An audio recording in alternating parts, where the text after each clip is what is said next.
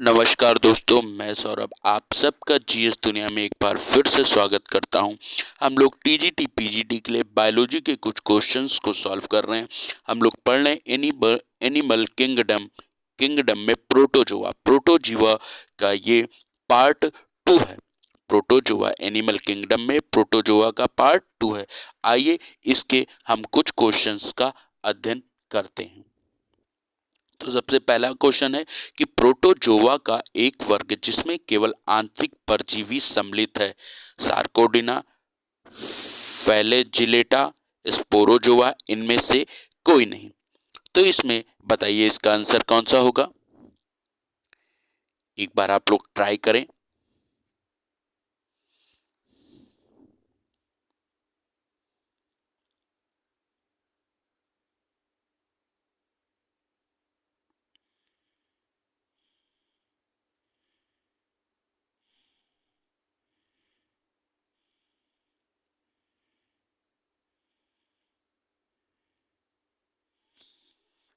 इसका आंसर होगा यहाँ पे सी, स्पोरोजोआ।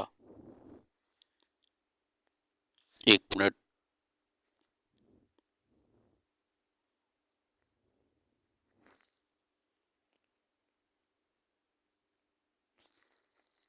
स्पोरोजोआ इसका आंसर होगा स्पोरोजोआ। स्पोरोजोआ प्रोटोजोआ का एक वर्ग है और ये केवल एक आंतरिक परजीवी है। स्पोरोजोआ के कुछ जो सामान्य लक्षण हैं, ये क्या है? ये सामान्य लक्षण इसके हैं कि इसमें क्या है, ये जंतुओं जंतुओं और पादपों में के अंतः परजीवी होते हैं। मतलब किसके? जंतु जंतु और पादपों किसके? और पादप पादप के अंतः परजीवी होते हैं। जंतु और पादप के अंतः परजीवी होते हैं। अंत में इसमें गमन और संकुचनशील रक्तिकाएं अनुपस्थित होती हैं। मतलब संकुचनशील जो रक्तिका होती है वो क्या होती है? इसमें अनुपस्थित होती है। तथा जीवन की इसमें बीजाणु जनन होता है। इसमें क्या होता है? बीजाणु जनन होता है। बीजाणु जनन होता है। ठीक है, इसमें बीजाणु जनन होता है। उसके बाद इसके उदाहरण है, इसमें है उदाहरण है Plasmodium Plasmodium Plasmodium Plasmodium of shit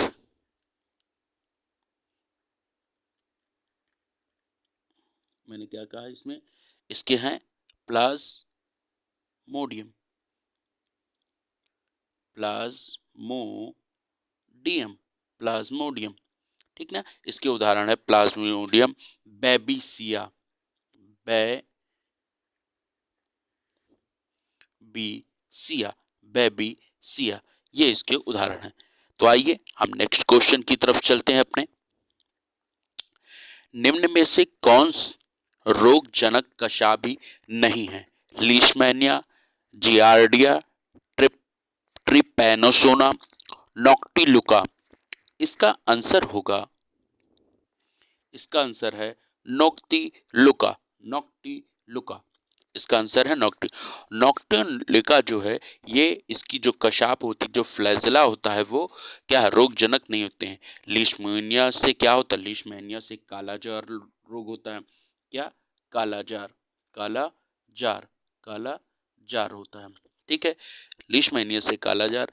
और ट्रिपनोसोमा से निद्रालु।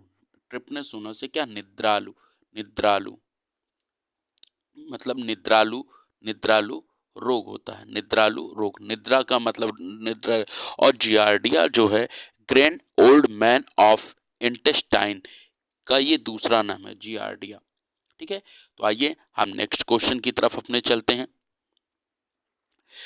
बायोलुमिनेसेंस प्रदर्शित होती है। बायोलुमिनेसेंस प्रदर्शित होती है सेरेटियम द्वारा, टोक्सोप्लाज्मा द्वारा, पैरामीशियम द्वारा, प्लाज्मोडियम द्वारा। तो इसका आंसर है सेरेटेडियम द्वारा। इसका आंसर है सेरेटेडियम द्वारा। ठीक, आइए नेक्स्ट क्वेश्चन की तरफ चलते हैं। कालाजार निम्न के द्वारा प्रसारित होता है? CC fly, dragon fly, sand fly, fruit fly.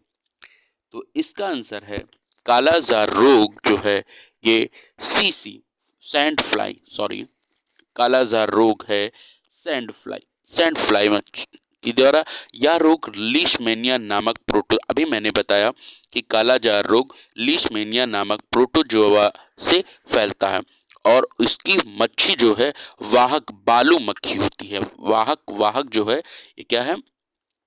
वाहक बालू मक्खी बालू बालू मक्खी होती है बालू मक्खी। और इसका मेन है क्या? Leash leash Leishmania. ये क्या है? लीशमैनिया। लीशमैनिया जो है इससे होता है नामक प्रोटोजोआ है। ये क्या है?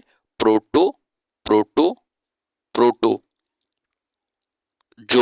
लीशमैनिया नामक प्रोटोजोआ है। ठीक, इसके बचाव के लिए आप लोग मच्छरदानी का प्रयोग कर सकते हैं। इसमें जो है बहुत तेज बुखार होता है। ठीक है, तो इससे है। अच्छा, यहाँ से एक चीज हम लोग पढ़ेंगे, इसमें देखेंगे जो ट्रेपनोसोमा है, ट्रेपनोसोमा नामक प्रोटोजोआ का वाहक सीसी फ्लाई मच्छी सीसी फ्लाई मक्खी है। मतलब ट्रेपनोसोमा, ये जो यहाँ से देखिए इसका ट्रेपनो ट्रेपेनोसोमा ट्रेपनोसोमा इसका है क्या है? सीसी फ्लाई मक्खी है। ठीक है, हम लोग यहाँ से इसकी डिटेल में थोड़ा अध्ययन कर लें इसका।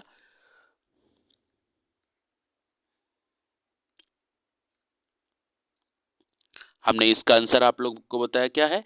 सैंड फ्लाई है। ठीक है, ड्रैगन फ्लाई द्वारा क्या है कि मतलब बहुत से रोग होते हैं। ठीक है, ड्रैगन फ्लाई में क्या है? उपापचयी संबंधी रोग हो जाते हैं। और फ्रूट फ्लाई के द्वारा क्या होता है? फ्रूट फ्लाई क्या करती है? फ्रूट फ्लाई काटती नहीं है, ये स्वयं को हानि भी नहीं पहुंचाती, लेकिन बैक्टीरिया वायरस फैलाने का कारक होती है। मतलब फ्रूट फ्लाई क्या होती है? ये बैक्टीरिया और वायरस को फैलाने का काम करती हैं। बैक्टीरिया और वायरस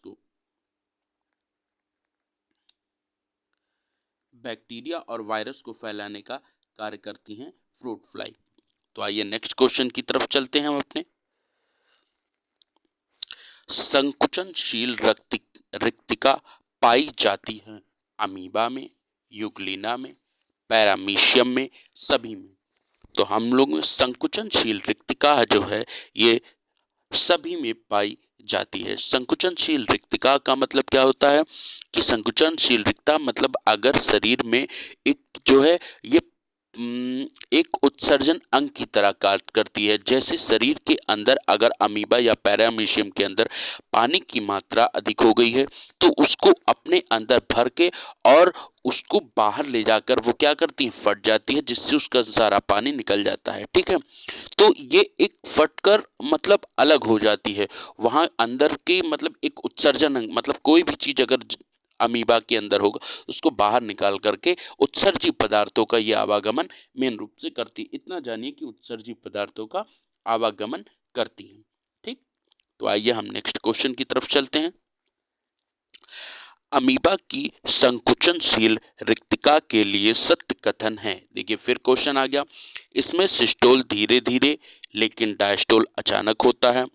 इसमें सिस्टोल अचानक तथा डायस्टोल धीरे धीरे होता है। इसमें सिस्टोल तथा डायस्टोल दोनों अचानक होते हैं।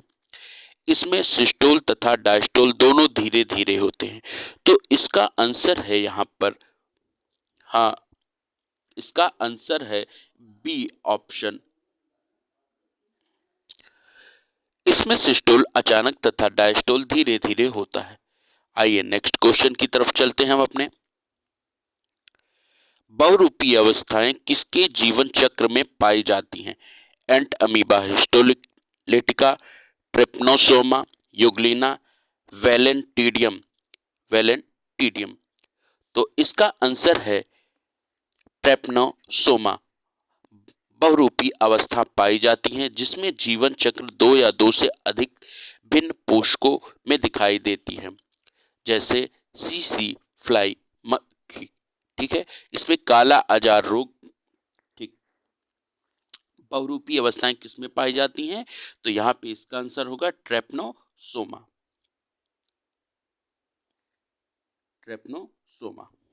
आइए नेक्स्ट क्वेश्चन की तरफ चलते हैं। इनमें कौन त्रिस्तरीय जंतु है? हिरुडिनेरिया, स्कैरिस, टीनिया सोलियम, ये सभी।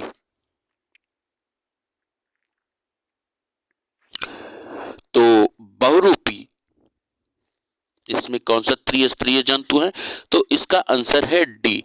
इसका आंसर है डी, सभी। इसका आंसर क्या है? सभी। हिरुडिनेरिया भी है, स्कैरिस भी है, टीनिया सोलियम भी है। आइए नेक्स्ट क्वेश्चन की तरफ चलते हैं। निम्नलिखित में कौन सा प्रोटोजोआ अंतःपरजीवी का उदाहरण नहीं है? Trichomonas tenax, Plasmodium vivax, Leishmania donovani, Hydramoeba hydroxena. तो इसका आंसर है हाइड्रोमीबा हाइड्रोक्सेना। आइए नेक्स्ट क्वेश्चन की तरफ चलते हैं हम लोग, और आज का अंतिम प्रश्न। अमीबा लाइमैक्स प्रचलन करता है एक्सोपोडियम द्वारा, फिलोपोडिया द्वारा, लोबोपोडिया द्वारा, राइजोपोडिया द्वारा। तो इसका आंसर है लोबोपोडिया द्वारा। लोबोपोडिया अमीबा के लाइमैक्स में प्रचलन में सहायक होता है, और एक्सोपोडिया एक्टिनोफोरिस ये इसके क्या हैं? चलन के सहायक अंग हैं। ठीक, तो यहीं पे हमारे प्रश्न समाप्त होते हैं। हम फिर से अगली सीरीज में कल क्वेश्चनों को लेकर के आप सबके बीच में आएंगे, मुलाकात होगी। धन्यवाद, नमस्कार।